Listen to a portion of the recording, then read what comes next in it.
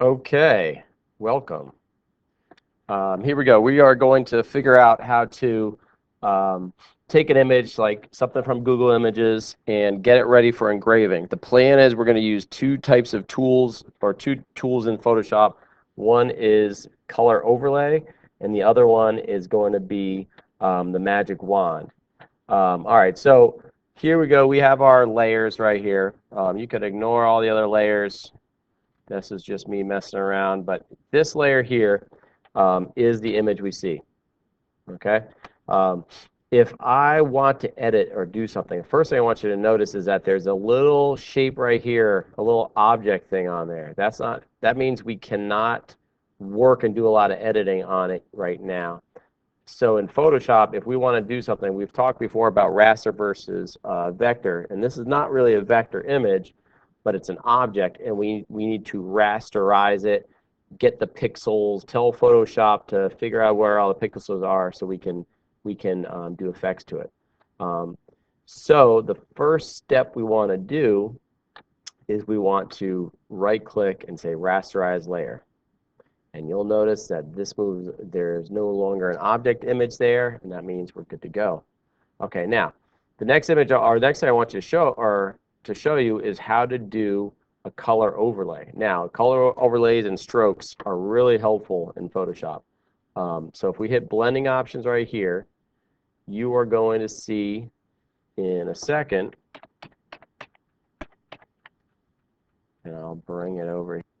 Okay, so here's what happens when we open up blending options. So we see this window here.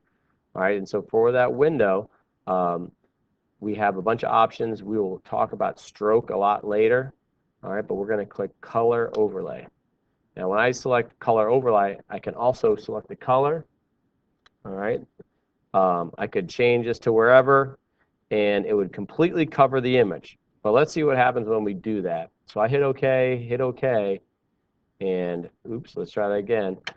The entire thing is covered because it just sees it as one big image. And we don't want to do that. I also don't want it red. So we need to figure out how to fix that. So I'm going to double click on effects is another way to do it. And I am going to change this to black because that's going to be useful here in a minute. So I'm going to just type in 0 for the color. Now, still, we don't want this. So what I'm going to do is I'm going to click this eyeball here. Remember, to hide things, you just click the eyeball.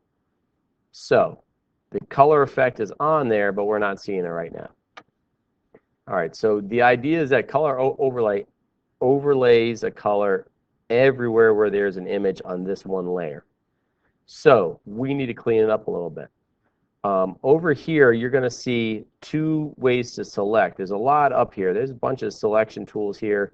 We'll go into those some other time, but right now I want to focus on magic wand, and also you might see it as color select or quick selection. If you see quick selection, anything where you have a little triangle in the bottom corner, okay, that means there's another option in there. There's too many tools to have just a million different tools open or on the side. So Photoshop has a place where you can kind of click and hold, and then the other ones will pop up. All right, so magic wand. Magic wand's nice to click on something, it will read it, and everything kind of continuous, it kind of guesses for you. So if I click on here, you see the marching ants, okay? That's what they call that. So I could do that to select something. But what if I want to get more than just that? What if I want to get all the white here? Another way of doing it would be I'm going to right-click and say deselect, okay? I could also, with this magic wand, right-click and say color range. And with color range, my window moved over. I'll bring it back. Oops. The color range will show you what you're picking, and you can click on anything, and it's going to tell you. So if I can click on the purple, I can click on the black, and it shows you what you're picking. If I click on white, okay, you can also adjust the fuzziness of it. But notice that if I go too far with the fuzziness, it's going to start selecting gray. I don't want gray. I just want all white. Just like that, I hit OK, and now it selects all the white that it sees. Okay? Now, I actually, for what I'm going to do, I think I want to keep this white. in the teeth and the eyeballs and the nose. So I'm going to, again, right-click, deselect, and I'll just do regular old left-click magic wand like that.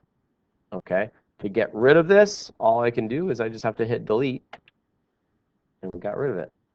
All right. So I'll deselect it by right-clicking, and now I think I want to get out this purple.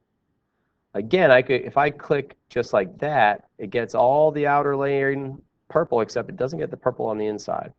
So I'm going to try that again by deselect, right-click, color range, take my little eyedropper color picker and choose purple. Okay, and hit OK again. And now you see the marching ants going around the purple that I want.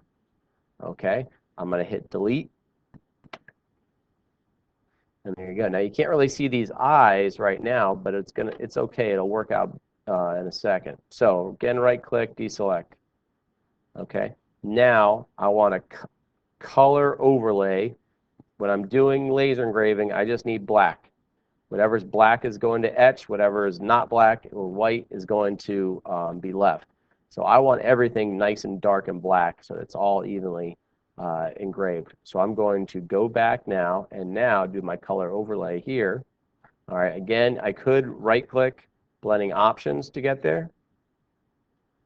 I could double-click on the effects that I already have. Okay, I do have it already selected. It's just that I have it hidden. So now I do the eyeball, and there you go. So now I have exactly what I want to engrave, and I use the magic wand and color overlay.